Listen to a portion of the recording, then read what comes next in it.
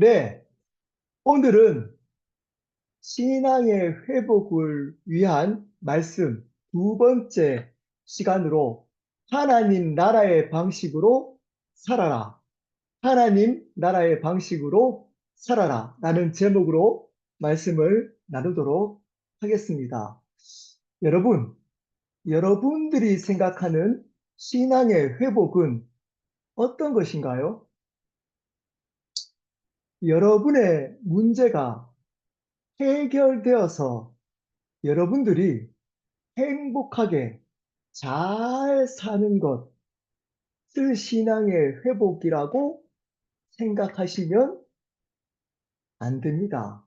물론 신앙이 회복되면 우리의 문제가 결과적으로 해결될 수 있습니다. 하지만 그것이 신앙의 회복의 궁극적인 목적은 될 수 없습니다. 진정한 신앙의 회복은 이 세상의 삶의 방식에서 하나님 나라의 삶의 방식으로 바뀌어지는 것입니다. 오늘 말씀은 우리가 하나님 나라의 방식으로 살아가는 것이 어떤 삶인지에 대해서 나누겠습니다.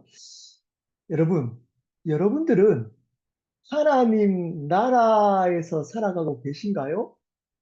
아니면 머리로는 나는 하나님 나라에 속해 있다라고 생각하고 있지만 실질적으로는 이 세상에서 원하는 방식대로 살아가고 있지 않나요? 저번 주일에 말씀드렸던 것처럼 제가 아무리 말씀 진리를 그대로 전하고 또 전해도 제자들처럼 제자들처럼 이 세상에 관심을 포기할 수 없습니다. 이 세상을 쫓는 욕망은 절대 포기하지 않습니다. 정말 하나님 나라의 삶을 살고자 한다면 제가 나누었던 말씀이 정말 진리인지를 여러분들이 고민해야 할 텐데 그런 고민보다 어떻게 하면 지금 닥친 재정의 문제, 관계의 문제, 건강의 문제 또는 내 삶에 보이지 않는 여러 가지 문제들의 해결에 관해서만 고민하고 그 고민을 들어줄 하나님, 들어주는 회복을 찾아가고 있지 않으시나요? 많은, 많은이라고 표현하면 너무 또 함부로 판단하는 것 같으니까, 네, 꽤, 꽤 많은 교회에서 이렇게 자신의 문제들을 해결해서 잘 살도록 만드는 것을 회복, 은혜라고 가르치고 그러한 회복과 은혜가 많은 곳에 사람들이 몰려듭니다. 그것을 주지 않는 그러한 진리는 아주 과감없이 버립니다. 또는 그러한 삶을 요구되어지는 교회, 뭐 저희 그 교회 같이 많은 희생들이 필요하잖아요. 이런 교회는 오려고도 그런 진리는 들으려고도 하지 않습니다. 소수입니다. 많지 않습니다. 하지만 그러한 회복을 경험한 사람들의 삶은 반드시 다릅니다. 반드시 하나님이 주시는 참된 기쁨과 자유함을 누리며 살아가게 됩니다. 자, 그렇다면 오늘 말씀에서 나오는 하나님 나라의 방식이 뭘까요? 첫 번째, 저희가 올려둔 설교 노트 한번 볼까요? 첫 번째입니다. 섬김입니다. 1절부터 9절까지 말씀입니다. 1절부터 보도록 하겠습니다. 20장 1절입니다. 마태복음 20장 1절입니다. 제가 읽겠습니다. 천국은 마치 품꾼을 얻어 포도원에 들여보내려고 이른 아침에 나간 집 주인과 같으니. 자, 제가 천천히 할 테니까 잘 따라 오십시오.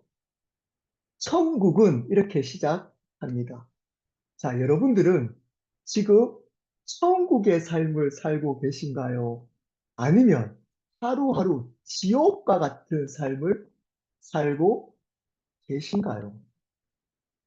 여러 가지의 문제들에 물려서 자신의 있는 상처와 또는 아픔, 해결할 수 없는 연약함 때문에 여러분들은 입술로는 그리스도인이라고 하지만 실질적으로는 지옥의 삶을 살고 있지 않으시나요?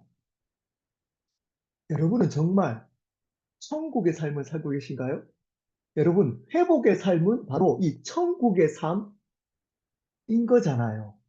자, 천국은 이렇게 시작한다는 말은 오늘 말씀을 잘 받아들이면 어떤 삶을 살 수 있다고요? 천국의 삶을 살 수 있다는 겁니다. 그 천국은 어떤 것이라고 비유하고 있나요? 자, 품꾼을 얻어 포도원에 들여보내려고 이른 아침에 나간 집주인, 포도원의 집주인 같은데 이 사람은 어떻다고요?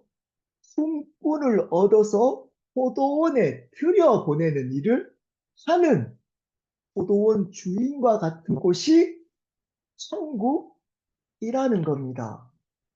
더 정확하게 얘기하면 이 포도원이 가지고 있는 태도, 삶의 태도가 천국이라는 겁니다. 이 태도를 가지면 우리 안에 뭐가 임한다고요? 천국이 임한다는 겁니다. 반대로 이 삶이 없으면 우리 안에 지옥 같은 삶이 임한다는 겁니다. 자, 2절입니다. 그가 하루 한 데나리온씩 품꾼들과 약속하여 포도원에 들여보내고, 자, 20장 1절에 이른 아침은 오전 6시입니다. 그 당시에 팔레스타인 유대 시간은 하루를 오전 6시부터 해 뜨는 시간을 오전 6시로 봤습니다. 오전 6시 그리고 해 지는 오후 6시까지를 하루라고 생각을 했습니다. 이 하루에가 일하는 시간입니다. 그래서 이른 아침은 오전 6시를 의미합니다. 오전 6시에 나온 그 품꾼과 이 포도원 주인은 얼마를 주기로 했다고요? 한 데나리온을 주기로 하고 이 품꾼을 포도원에 드립니다.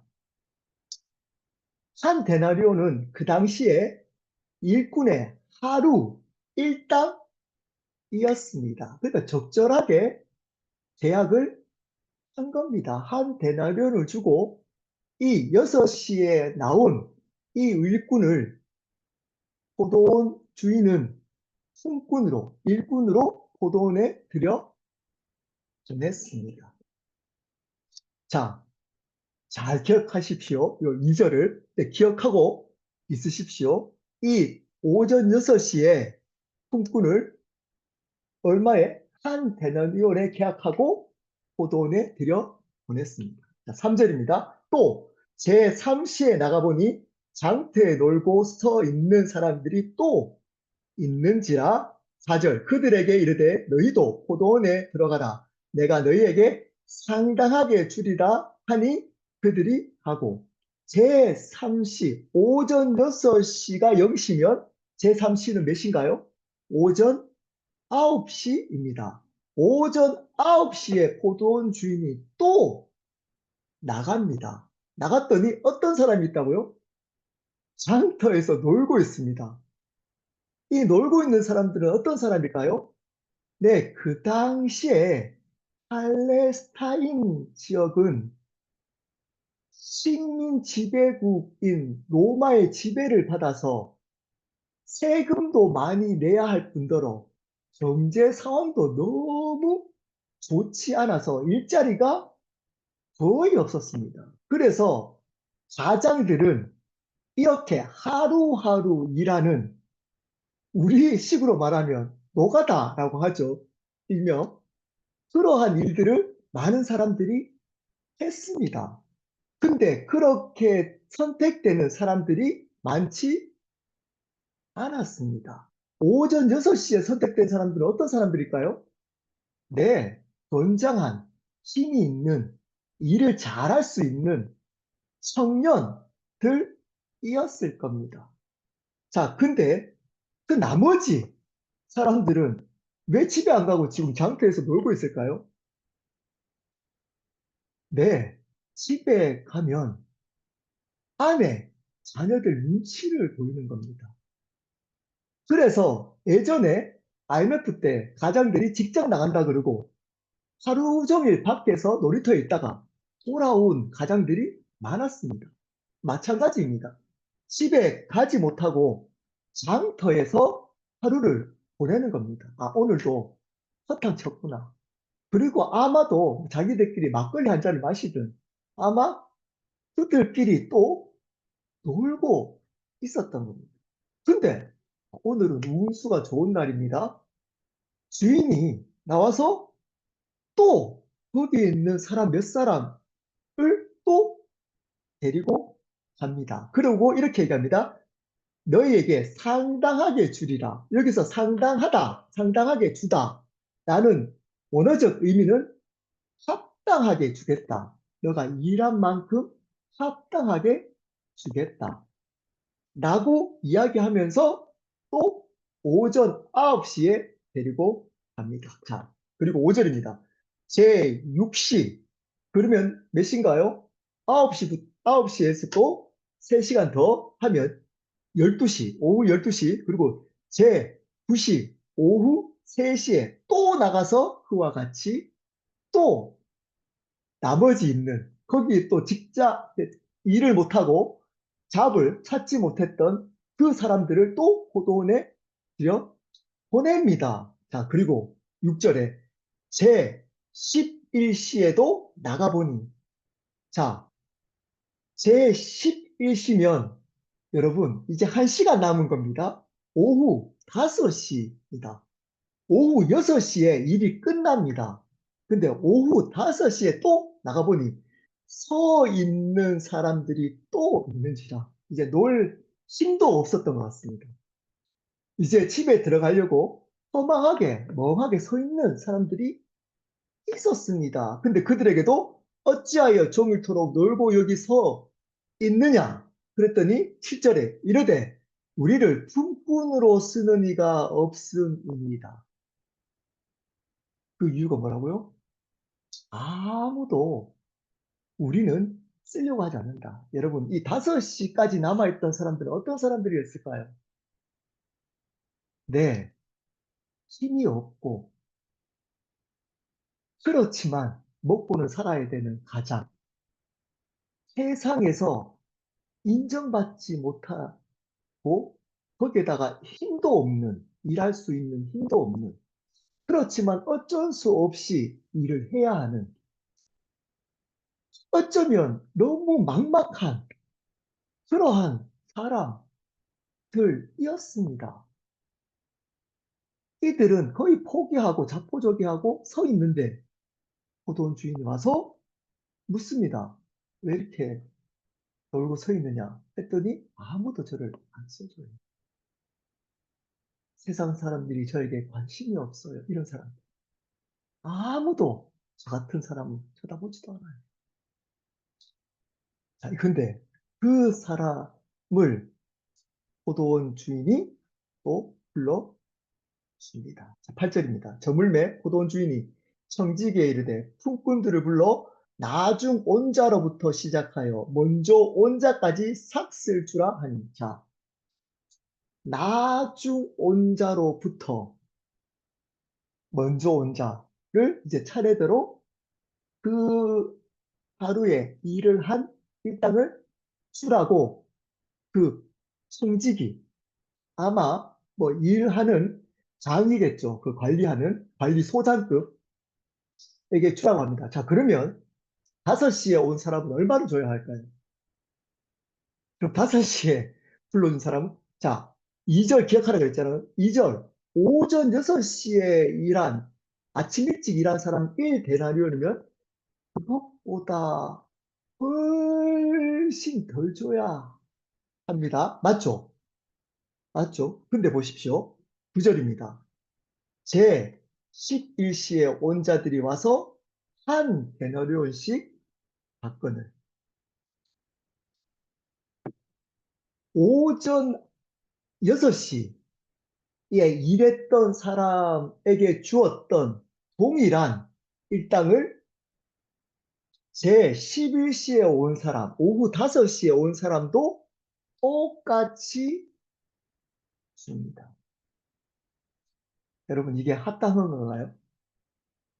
앞에 우리 4절에 합당하게 주겠다. 약속했잖아요. 포도원 주인이 지금 오전 9시에 일한 사람도 합당하게 주겠다. 고 약속을 했잖아요. 이게 합당한가요?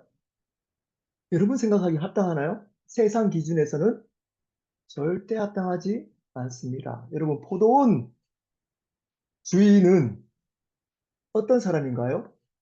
네, 포도원 경영자, 네, 포도원을 통해서 장사하는 사업가입니다. 장사꾼. 여러분, 사업가가 추구해야 될 것은 뭔가요? 여러분, 중고등학교 때 배웠습니다. 뭔가요? 기업은 이윤을 추구해야 되는 겁니다. 여러분, 비즈니스를 하는 이유가 뭔가요? 네, 이윤을 얻기 위한 겁니다. 그 비즈니스를 통해서. 근데 지금 이 포도원 주인은 이윤을 추구하기 위해서 포도원을 운영하고 있나요? 이렇게 되면 이윤이 추구가 되나요? 안 됩니다. 이 포도원 주인은 지금 포도원을 이윤을 추구하기 위해서 세상에서 요구하는 그 이윤을 추구하기 위해서 이 포도원을 운영하고 있지 않습니다. 여러분, 그렇다는 이유를 자세히 살펴보면 알 수 있습니다. 지금까지 읽었던 구절들 속에 여러분, 오전 6시에 들여보냈던 사람들은 분명히 일을 잘 할 수 있는 힘 있는 사람들이었기 때문에 불러줬지만 그 나머지 사람들을 불러주는 이유가 뭘까요? 일이 그 사람 처음에 오전 6시에 불러준 사람으로는 일이 감당이 안 돼서 일이 많아서 그들을 불러줘야 되는 거잖아요. 기업가라면. 근데 그런 구절이 한 구절도 나와 있지 않습니다. 일이 많아서 너희들 또 와야겠다라고 하지 않습니다. 뭘 보나요? 왜 여기 놀고 있지, 너희들은? 너희들은 왜 이렇게 있는 거야? 그들의 아픔을 봅니다. 그들이 가지고 있는 삶의 아픔이 보여진 거라. 그래서 그들을 일을 위해서 불러준 게 아니고 어떻게 해요? 임금을 주기 위해서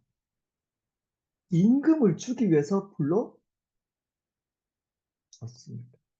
다른 말로 이 포도원 주인은 이윤을 추구하기 위해서 포도원을 운영하는 게 아니고 뭐를 하기 위해서? 섬기기 위해서 삶에 소외된 자들, 아픔을 가진 자들을 섬기기 위해서 포도원 주인은 그 품꾼들을 포도원으로 불러준 겁니다. 여러분, 하나님이 여러분을 불러주신 이유가 일시키기 위해서 불러주셨을까요? 열심히 일한 만큼 내가 나중에 그만큼 내가 상급 줄게. 열심히 일해. 그만한 내가 대가를 줄게. 그거 하려고 불러줬을까요? 아닙니다. 그렇게 오해하시면 큰일 납니다. 여러분은 오전 6시에 나온 그러한 품꾼으로 여기면 그렇게 생각할 수 있습니다. 여러분, 우리는 초점이 어디가 있을까요? 우리는 제11시에 불러준 품꾼들입니다. 제11시에 불러준 품꾼들인 겁니다. 이들은 일을 위해서, 물론 얼마 일했나요? 1시간 일은 했습니다. 근데 그 일한 것보다 훨씬 더 큰 상급을 준 겁니다. 이걸 뭐라 그런다고요? 섬김. 우리를 섬겨주시려고, 우리와 관계하고 우리를 섬겨주시려고 그분은 우리를 불러주신 겁니다. 근데 오해하는 사람들은 그렇게 생각하지 않습니다. 여러분, 신앙의 회복은 바로 이 하나님의 섬김이 회복되는 겁니다. 하나님께서 나를 이렇게 불러주셔서 섬겨주셨기 때문에 나도 기쁨으로 섬기는 것, 섬기는 것, 아픈 영혼들을 섬기는 것. 여러분, 이 11시에 불러준 꿈꾸는 이 마음이 있습니다. 이 마음. 근데 오전 6시에 불러준 사람은 이 마음이 없습니다. 죽도록 일한 만큼 대가를 받았다고 생각하지, 섬김을 받았다고 생각하지 않습니다. 이런 사람들은 어떤 일이 있을까요? 자기가 원하지 않는 상황이 생겼는데 그만큼 돌아오지 않고 고난이 있거나 이해되지 않는 아픔이 있으면 섬김을 포기해 버립니다. 포기해 버립니다. 왜냐하면 내가 열심히 섬겼는데 돌아오는 것이 고난이고 상처고 아픔입니다. 이해가 되지 않습니다. 저 사람 보십시오. 어떻게 11시에 있는 사람은 똑같이 그렇게 데나리온, 논데나리온 받는데 나는 뭔가? 라고 여깁니다. 여러분, 이 섬김이 회복이 되어야 하는 겁니다. 섬길 수 있는 실질적으로 여러분 가정에서 직장에서 구체적으로 섬겨야 할 것을 섬기기로 결단하셔야 합니다. 교회 공동체에서 섬겨야 할 것에 대해서 섬기기로 결단하셔야 신앙의 회복이 있습니다. 하나님이 회복시켜 주셔야 섬길 수 있다. 본질적으로는 맞는 이야기입니다. 하지만 하나님은 인격적이신 분이시기 때문에 우리의 노력과 결단과 함께 이 일을 이루십니다. 섬기기로 결단하고 그 섬김의 자리에 갈 때 하나님은 섬김 가운데 함께 하신 하나님을 경험할 수 있습니다. 나를 섬겼던 그 하나님의 아버지의 마음을 경험할 수 있습니다. 그래야 신앙이 회복이 됩니다. 그러므로 이 하나님의 섬김을 바르게 이해하고 받아들인 사람들은 우리는 섬김을 통해 신앙을 회복시켜 나갑니다. 그러므로 섬기기로 결단하십시오. 두 번째입니다. 하나님 나라의 방식. 두 번째, 은혜입니다. 10절부터 15절입니다. 10절 말씀 제가 읽겠습니다. 먼저 온 자들이 와서 더 받을 줄 알았더니 그들도 한 데나리온씩 받은지라. 여러분, 제가 앞에서도 말씀을 드렸잖아요. 어? 지금 오후 5시에 온 사람이 원 데나리온 받았습니다. 자, 그것을 본 그 전에 온 사람들은 자, 어떤 기대가 있을까요? 야, 한 데나리온보다 더 많이 받겠구나. 라고 생각했는데 모든 사람들이 똑같이 한 데나리온씩 받는 겁니다. 받는 겁니다. 11절입니다. 받은 후 집주인을 원망하여 이르되. 여러분 같으면 원망이 안 되겠나요? 여러분, 이 세상적 기준에서는 이 원망은 합당한 원망이잖아요. 일한 시간만큼 받아야 되는데 일한 시간과 상관없이 똑같은 일당을 주는 것은 세상의 기준과는 다른 기준입니다. 4절에 너희에게 합당하게 주겠다라고 했으면 합당하게 줘야죠. 자, 근데 여기서 합당하다는 의미가 뭐라고요? 세상 기준에 합당한 게 아니고 하나님 기준에 합당하게 주겠다는 겁니다. 그 기준은 뭔가요? 은혜의 기준입니다. 은혜의 기준. 자, 그러면서 얘기합니다. 12절. 나중 온 이 사람들은 1시간밖에 일하지 아니하였거늘 그들을 종일 수고하여 더위를 견딘 우리와 같이 하였나이까. 합당한 불평입니다. 1시간이면 준비하다가 끝나잖아요. 준비하다가 끝나잖아요. 근데 그 땡볕에 팔레스타인 지역이 얼마나 덥나요? 그 땡볕에 종일 수고하여 더위를 견디면서 일했던 우리와 똑같이 줍니까?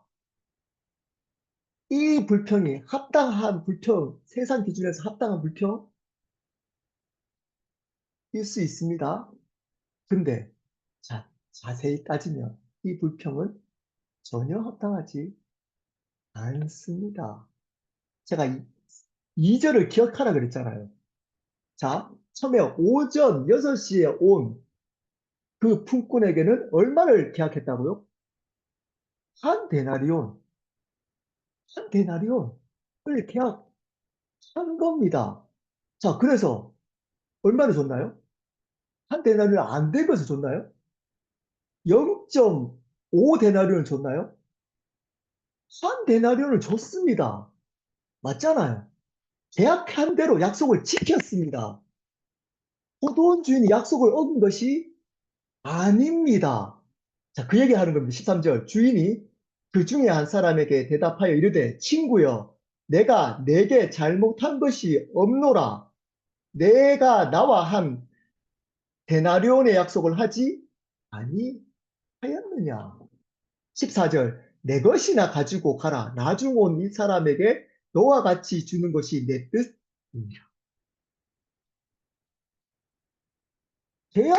너 계약할 때 한 데나리온을 준다고 하지 않았냐? 그러니까 기준이 어디에 있는 거죠? 자, 기준은 지금 하루 종일 일하면 얼마를 주는 게 기준이라고요?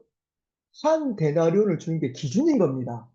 그 기준에 맞게 오전 6시에 온 사람은 가지고 간 겁니다. 자, 그리고 나머지 9시, 3시, 심지어 5시인 사람들은 어떻게 대함을 받은 건가요? 네, 은혜를 입은 겁니다. 은혜. 이 포도원 주인에게 은혜를 입은 겁니다. 여러분, 만약에 오전 6시에 사람들만 불렀고, 그리고 나중에 이 사람들에게 원 데나리온을 줬으면 이 불평을 했을까요? 안 했을 겁니다. 감사했겠습니다. 감사. 근데 왜 불평했나요? 그 이후에 온 사람들과 자신의 임금을 비교하니까 불평이 생긴 겁니다. 여러분, 은혜는 비교하는 순간 다른 사람들과 비교하는 순간 사라집니다. 참된 은혜는 상대적인 것이 아니고 절대적인 것입니다. 중요합니다. 중요한 개념입니다. 여러분, 참된 은혜는 상대적인 것이 아니고 하나님과의 관계에서 절대적인 것입니다. 여러분, 근데도 상대적인 것을 은혜라고 착각하는 사람들이 많습니다. 저도 그래서 힘들었어요. 그래서 힘들었습니다. 어떤 걸까요? 내 나름대로 열심히 목회하고 마음을 다해서 성도들을 만나고 그 아픔을 들어주는데 우리 교회는 사람들이 왜 이렇게 자꾸 떠나갈까? 자꾸 오늘도 제가 하루 종일 이 말씀을 또 묵상하고 또 묵상하고 또 외우고 또 외웠거든요. 조금 전까지 또 기도하고 또 기도했거든요. 그런데도 이분들은 왜 이렇게 삶이 안 변할까? 이렇게 나누고 또 나누는데도 아무렇지도 않게 또 리셋. 나는 힘듦이 있었습니다. 왜 그럴까요? 이 은혜가 사라졌기 때문에. 이 은혜가. 돌아보니까, 어? 조 목사님은 제가 아는 한 그렇게 제 기준입니다. 그렇게 바르거나 진실돼 보이지도 않는데 거기는 위치적 또는 건물적 여러 가지 이유 때문에 사람들이 몰려와요. 거기로 또 저 있는 교회분들이 떠나가기도 합니다. 그러니까 힘든 거예요. 왜요? 상대적인 은혜를 구하고 상대적인. 나는 이런데 아니 저 목회 저 교회는 왜 저럴까? 여러분 제가 만약에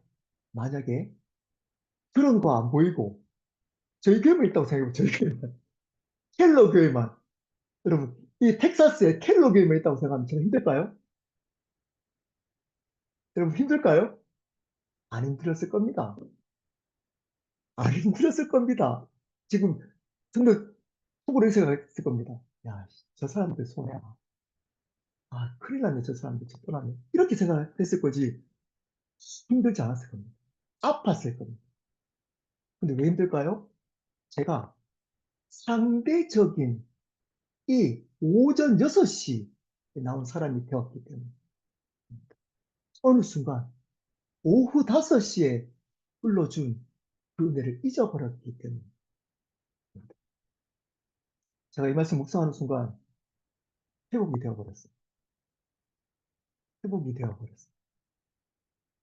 아, 나를 이렇게 불러주시고 켈러 교회의 다른 복음을 나눌 수 있는 은혜, 진리를 진리답게 선포할 수 있는 은혜, 볼 수 있는 영적인 눈을 주신 은혜, 이러한 것이 은혜구나.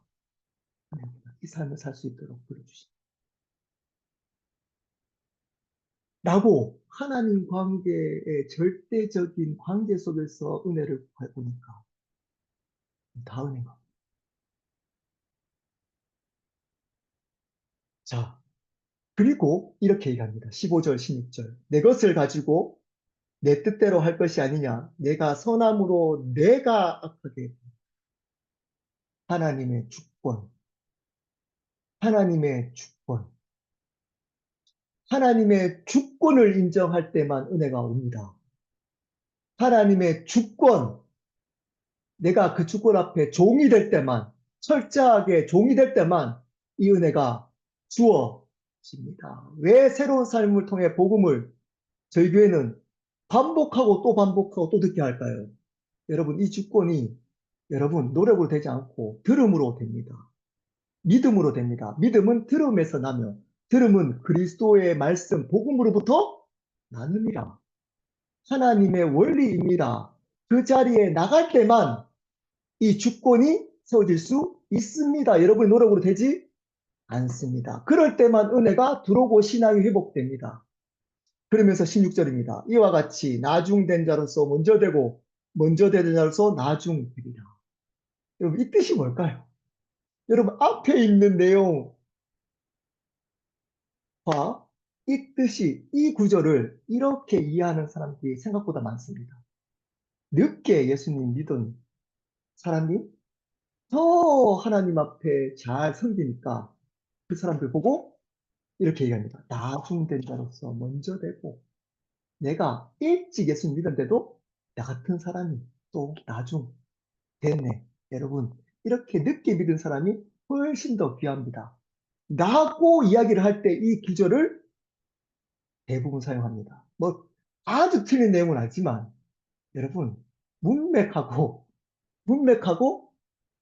정확하게 연결되지 않습니다. 자, 오늘 말씀 30절, 우리 19장 30절, 성경책 가지고 계신 분들은 19장 30절 한번 제가 읽어보겠습니다. 그러나 먼저 된 자로서 나중되고 나중된 자로서 먼저 될 자가 많으니라. 많다. 자, 그러면 먼저 된 자가 적게 됩니다. 자, 이 지금 요 내용, 먼저 된 자로서 나중되고 나중된 자로서 먼저 된다는 이 구절을 가지고 지금 샌드위치로 이 내용이 들어 있습니다. 주제가 이거라는 거예요, 주제.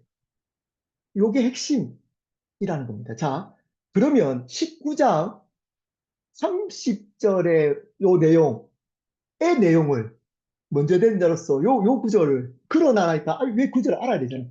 그 내용을 제가 지금 잠시 설명하겠습니다. 여러분이 잘 아는 부자 청년 이야기입니다. 부자 청년이 와서 어떻게 하면 영생을 얻겠습니까? 예수님께 묻습니다. 자, 그랬더니 계명을 지켜라. 그랬더니 다 지켰대요. 자신 있게. 그랬더니 이 청년에게 너에게 가진 것, 부자인 줄 알았습니다. 가진 것 다 나눠줘. 했더니 근심해서 돌아갑니다. 자, 그것을 본 우리 베드로 형님이 또 예수님께 얘기를 합니다. 자신 있게. 우리는 다 버리고 예수님 쫓았잖아요. 쫓았잖아요. 자, 그러면 우리는 어떻게 될까요? 자, 기대를 한 거잖아요. 네. 그럼 어떻게 될까요? 그래. 그러니까 너 다 버렸으니까 너는 당연히 영생을 줄 거다. 라고 이야기를 하지 않고, 자, 29절, 19장 29절 제가 이렇게 또 내 이름을 위하여 집이나 형제나 자매나 부모나 자식이나 전토를 벌이는 자마다 여러 배를 받고 또 영생을 상속하리라. 그렇게 정말 너의 모든 것을 예수님께 드리며 헌신한 사람들은 영생 얻는다? 그거 끝난 게 아니고, 자, 그러나 하지만 대부분은 정말 그렇게 바르게 헌신, 모든 것을 드렸던 사람들이 영생을 얻는 거 맞아. 바르게. 그러나 문제는 뭔지, 먼저 된 자가 나중되고 나중된 자가 먼저 된. 지금 이게 먼저 믿은 거고 나중 믿은 자 얘기인가요? 여러분 이 얘기는 이 얘기인 겁니다. 잘 들으십시오. 중요합니다. 부자 청년이 왜 떠났나요? 자기가 계명을 지킨 것이 자기의였습니다. 자기의, 자기 자랑. 이 자기의 삶의 자랑이었습니다. 다른 사람들보다 자기가 이것이 뛰어난 겁니다. 그 자신있게 얘기를 했더니 뭐라고 얘기하나요? 다 드리라는 모든 거. 이 말이 뭔가요? 돈 다 바쳐야 돈 넣는다. 이 뜻이 아니잖아요. 뭔가요? 너의 의를 버려야 된다. 너의 의를 버리고 오직 하나님의 은혜로만 영생을 얻는 거야.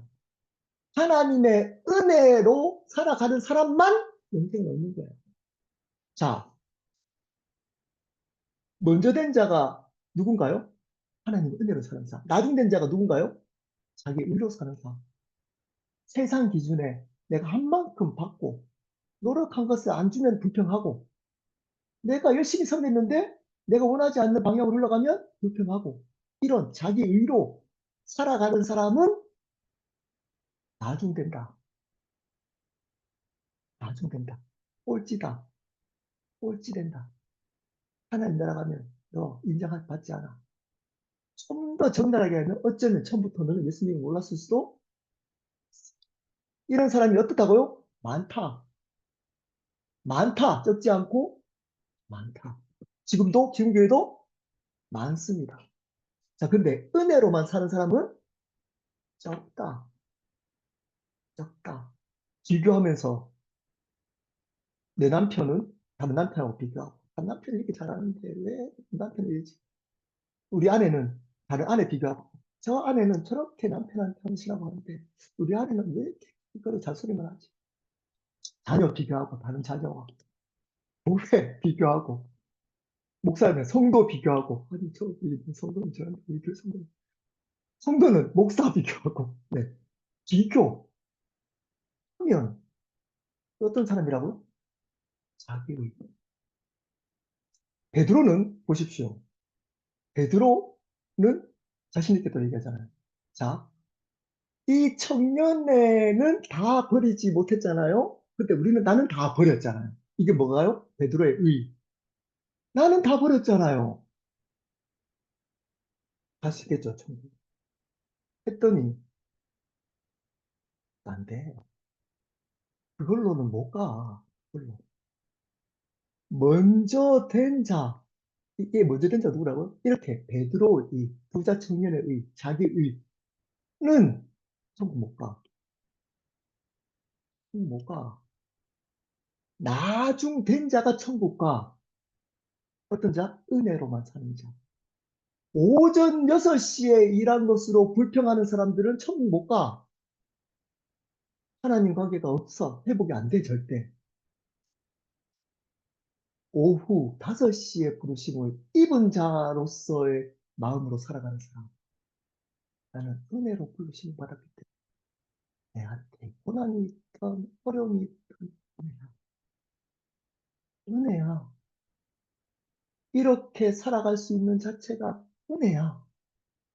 하나님이 불러주신 게 은혜야, 자녀로서. 불러주신 것 자체가 나한테. 이 은혜로 살아가는 자들이 먼저 된다. 천국 간다. 천국의 삶을 산다. 하나님 나라에서 살게 된다. 천국을 누리게 된다. 근데 자기의로 살아가는 사람들은 지옥의 삶을 산다.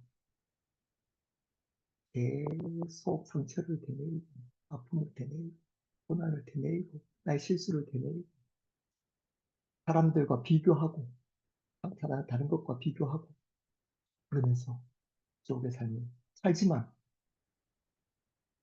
은혜, 오후 5시에 불러준 것만이라도 지금 다른 사람들보다 부족하더라도 연약하더라도 가진 것이 없더라도 실수해서 지금 다른 사람들이 나를 아무도 주목하지 않더라도 하나님 지금 이러한 말씀의 자리에 나올 수 있는 하나님의 자녀로 불러주신 것을 은혜로 여기는 자들 이 자들에게 하나님의 천국은 주어진다.